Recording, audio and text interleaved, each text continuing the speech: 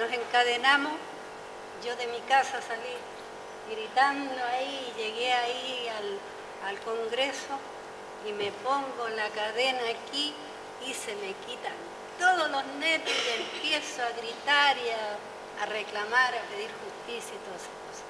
Pero el miedo nos acompañó toda la vida.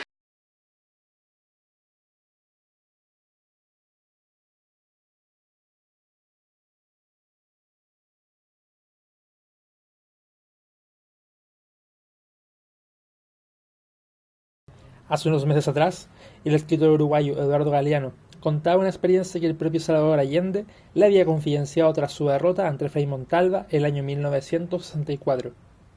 La campaña antimarxismo en radio, prensa, televisión, incluso los dibujos animados, llegaba a tal punto que la empleada doméstica de la casa vecina, que trabajaba bajo niveles de explotación altísimos, había envuelto su ropa en una bolsa de plástico y la había enterrado en el jardín, porque tenía miedo que si ganaran los rojos, le expropiaran sus propiedades.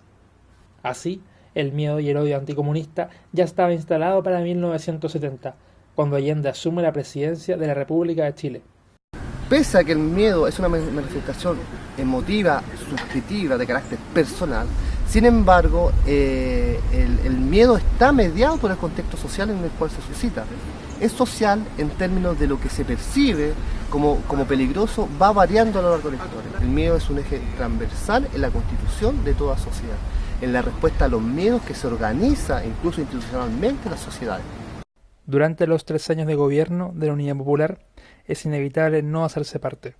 Los proyectos de sociedad en lucha terminan dividiendo fuertemente a la sociedad chilena. La violencia política aumenta y la institucionalidad es completamente desbordada. Creo que la prensa no fue más que el reflejo de la situación de crispación en la que estaba la sociedad chilena. Y colaboró, azuzó y exacerbó. Yo hoy día tengo una mirada muy crítica.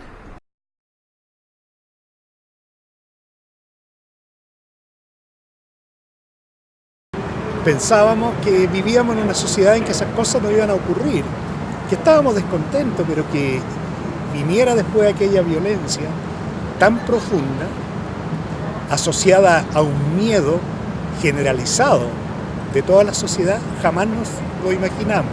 Entonces fue un trauma, y yo creo que de ese trauma todavía no nos hemos recuperado. En 1973, la derecha chilena y sectores de centro orquestaban el derrocamiento de la Unidad Popular con todo el poder que disponían. Entre sus estrategias, los medios de comunicación se asomaban como una herramienta poderosa para el control y la difusión masiva de la ideología a implantar.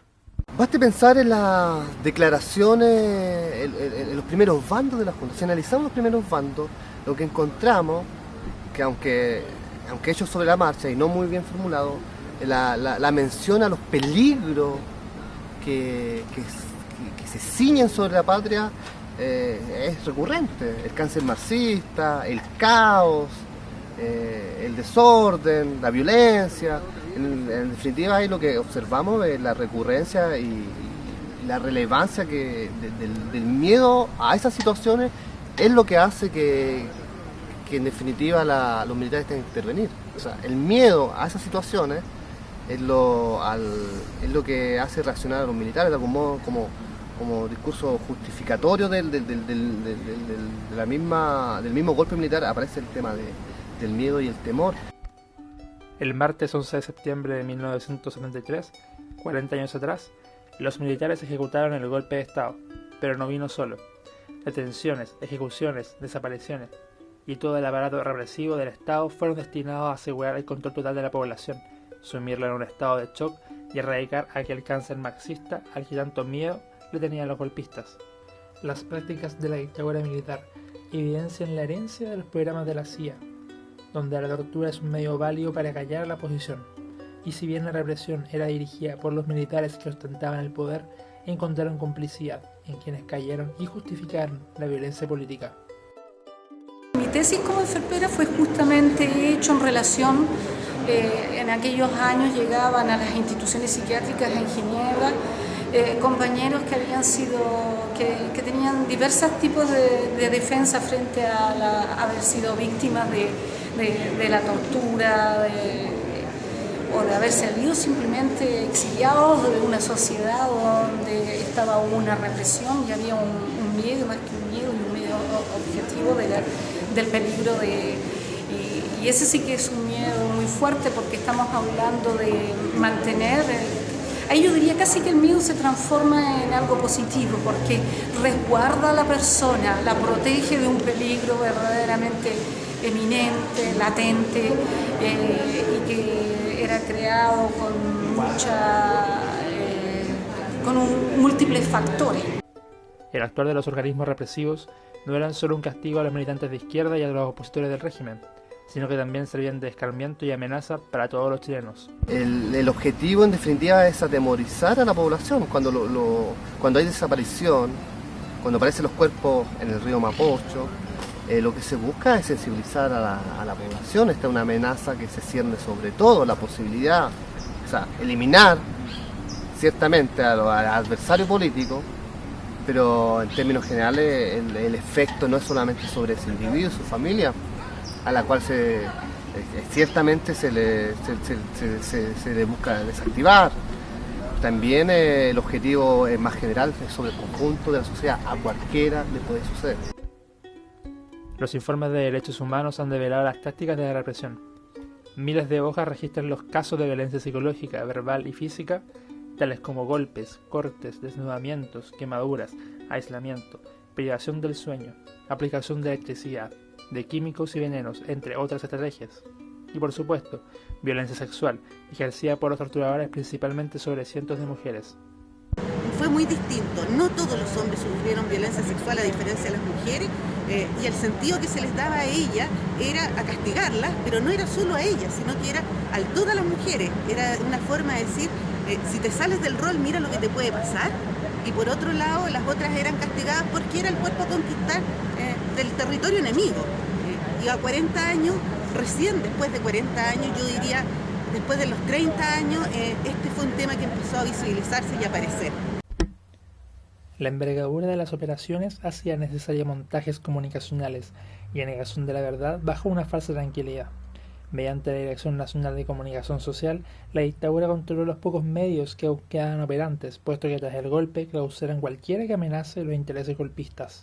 En la primera etapa se clausuran todos los medios de comunicación que no son afines al régimen, y el régimen además es bastante selectivo, deja muy poco, no es mucho lo que permite, y nadie intenta hacer nada.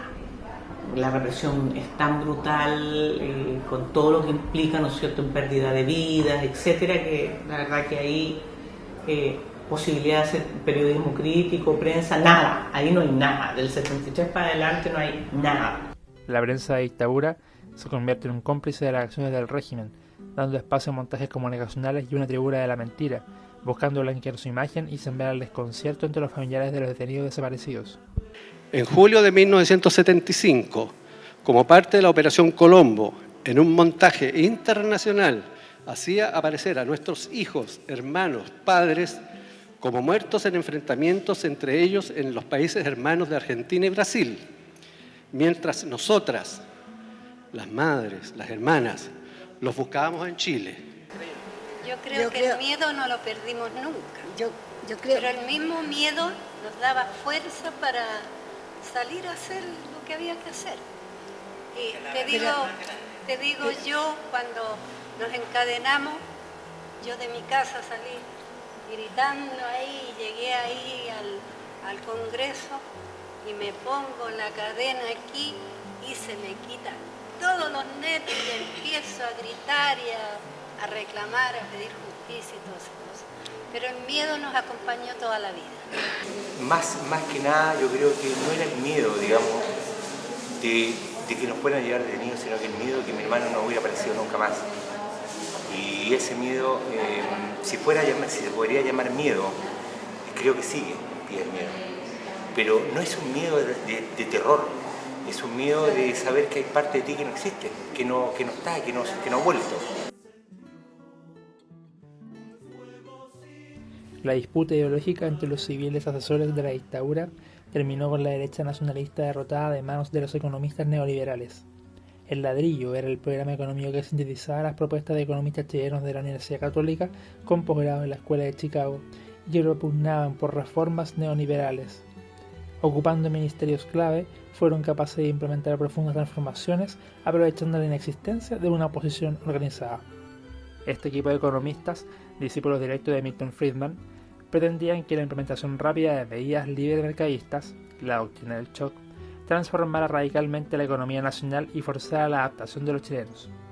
Un país atemorizado, con la oposición acallada y sin espacio de discusión, era el lugar ideal para el experimento neoliberal. El objetivo de todo práctica de gobierno es asegurar la reproducción del sistema social. Eso es lo que es un poco, cualquier tipo de gobierno. Perpetuar un tipo de sociedad terminal, el tipo de sociedad que sea. En esa lógica, lo que uno puede constatar que el miedo, la utilización del miedo ha servido precisamente a esos fines, construir un tipo de sociedad temerosa, más proclive a aceptar las medidas impuestas desde los espacios de gobierno. Pese a la crueldad con la que la dictadura atacó, la resistencia nunca se acabó. A finales de los 70 y principios de los 80 se hacen visibles los primeros grupos organizados haciendo frente a la hegemonía dictatorial y aparecen los primeros medios disidentes. Claro, las trenzas empiezan a saltar, yo diría, después del año 78, 79 y algunos, como en el caso de la revista Análisis, la revista Cauce, empiezan a fundar medios ligados a, en el caso de la revista Cauce, ligado a la socialdemocracia, ¿no es cierto?, a la gente del Partido Radical. Tiene que ver con que ya a esas alturas también había un tejido social que se había empezado a mover. Ya habían empezado a producirse las primeras reuniones, a escondidas, pero había movimiento. En la universidad se habían empezado por las famosas agrupaciones culturales,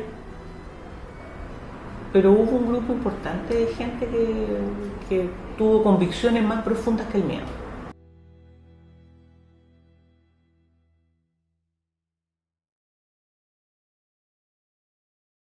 El miedo pone al ser humano en un estado de alerta y desencadena reacciones físicas y psicológicas. Cuando la violencia de la dictadura penetra hasta la intimidad familiar, vuelve vulnerable a toda la oposición al régimen. El amedrentamiento y la persecución son pan de cada día. Sin embargo, un grupo importante no se dejaría anular. En los momentos más duros, más dramáticos, cuando matan al Pepe Carrasco, por ejemplo, que es la sensación de vulnerabilidad absoluta, es la sensación de la pena, el dolor, estábamos a merced de cualquier cosa y el mensaje que nos mandaron es por si acaso para que vean, o sea, hasta ese punto. Sin embargo, lo único que sabíamos que teníamos que permanecer juntos, a tal punto que a pesar de haber asesinaron al Pepe, enterramos al Pepe y había estado de sitio y estábamos clausurados. Con el dolor, la depresión y el miedo que nos provocó a todos eso, nunca dejamos de ir, ni un solo día, a la revista. Cuando mataron al Pepe Carrasco, yo había estado con el Pepe hacía 2 días, ¿ya? Me tiraron por debajo de la cortina del negocio un papel con la foto del Pepe Carrasco, una cruz así, todavía la tengo, y decía, el hacha corta cabeza, cuida a tu hijo. Mi hijo en esos tiempos era casi chico. Y cuando detuvieron al Flaqui, mi hijo tenía 2 años. ¿Ya? Y cuida a tu hijo. ¿Ya? Ese tipo de amedrentamiento le hacían a uno.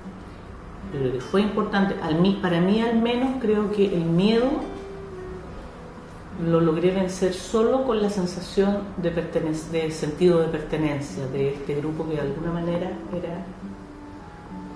era una suerte de protección mutua.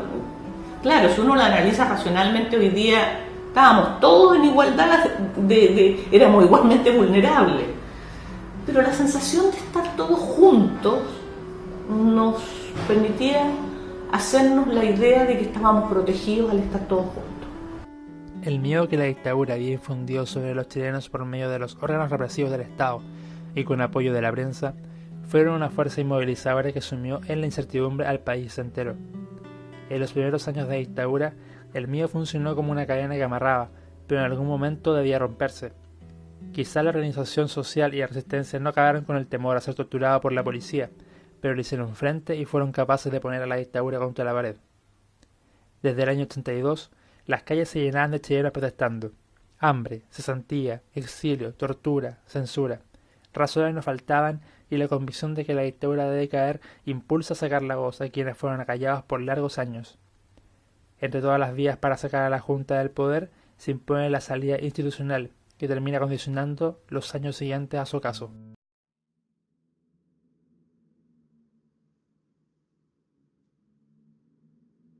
Una cosa es derrocar la dictadura y otra cosa es que la dictadura termine de manera negociada sin derrocarla. Y eso marcó lo que ha pasado en los últimos 20 y tantos años. A la dictadura Pinochet no se le derrocó. En las primeras elecciones post-dictadura, Patricio Aylwin se convertía en el presidente del nuevo periodo. Con la concentración en el poder, las promesas de alegría se diluyen ante el peso de las bases asentadas por la dictadura. La concertación no fue más que la administración mala de un modelo heredado, entonces tampoco hay que hacer mito de eso. Muchos de nosotros teníamos claro que lo que venía no iba a ser particularmente grato, porque la forma en que se había negociado ese cambio tenía condiciones. Y esas condiciones, obviamente, que iban a implicar aceptar y mantener el statu quo en muchas cosas que nosotros creíamos que había que cambiar. Los gobiernos, en la medida de lo posible, terminan siendo continuadores de la herencia pinochetista, sin modificar profundamente la institucionalidad política y económica. A 23 años del fin de la dictadura, no solo el binominal y el libre mercado son parte de su legado. El acallamiento de la protesta social por la policía y el desprestigio que difunden de ella los medios hegemónicos son parte de una campaña para infundir el miedo ante cualquier amenaza a la estabilidad del orden pactado. Ya no es el extremista o el terrorista el blanco de la represión y la tortura, sino los espacios gremiales, las movilizaciones regionales, los grupos estudiantiles, etc. Es leído en claves de delito, es leído en claves de vandalismo, de delincuencia, una serie de otros fenómenos sociales, fundamentalmente aquellos que tienen que ver con espacios de encuentro masivo.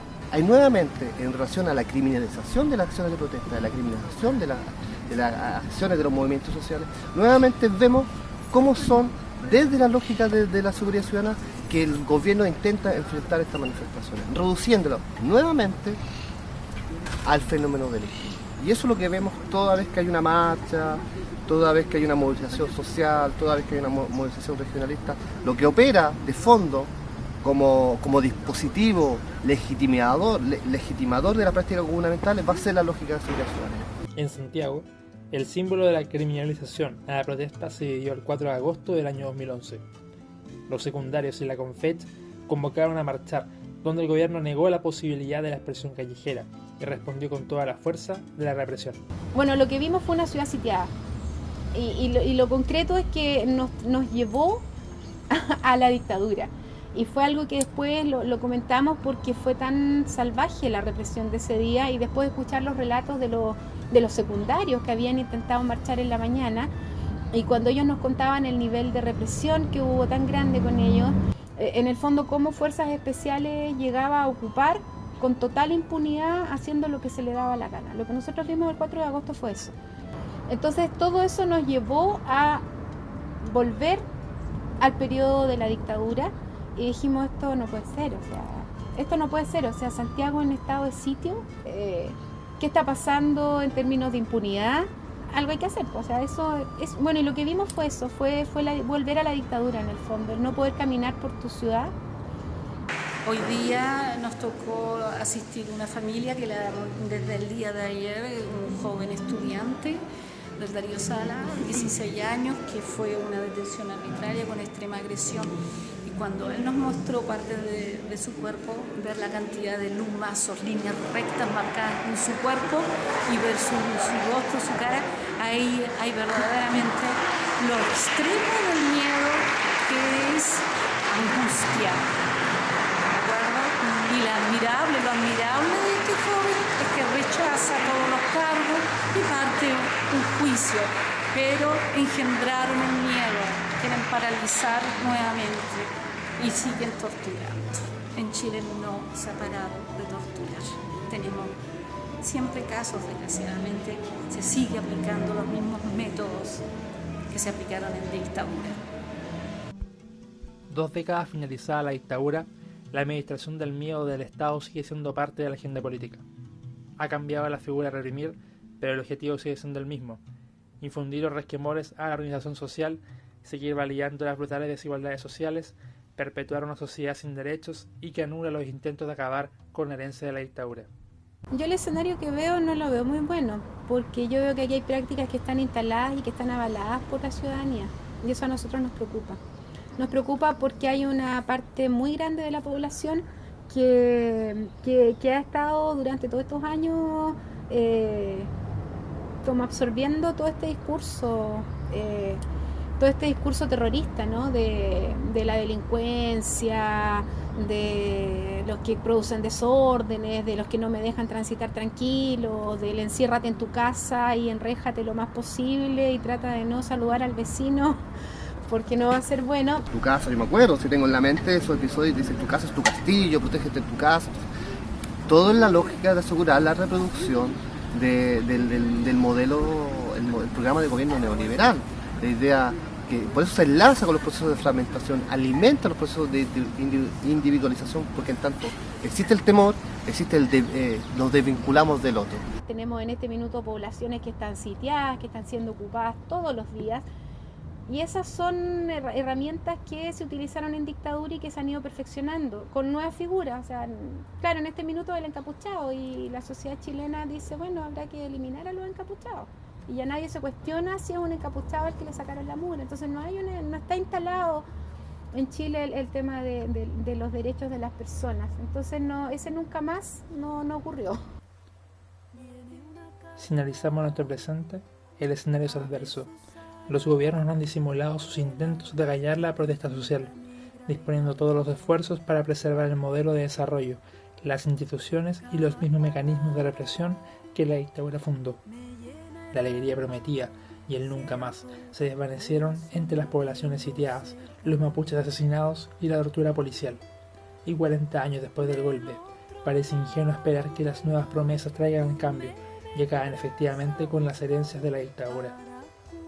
Aprendiendo de los procesos históricos, se hace evidente que solo la organización y la valentía del pueblo podrán levantar las banderas de justicia social y libertad, y que es tarea de todos abrir las grandes alamedas para construir esa sociedad mejor que seguimos soñando.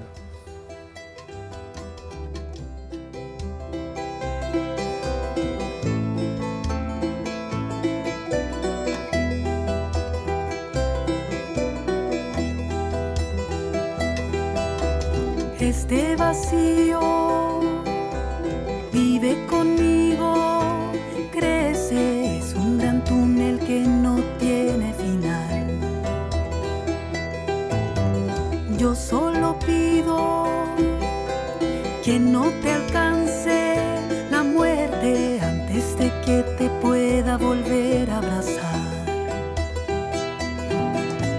Del otro lado del mar tú me vendrás a buscar para cunarme en tus brazos. Sé que tendré que esperar años o siglos quizás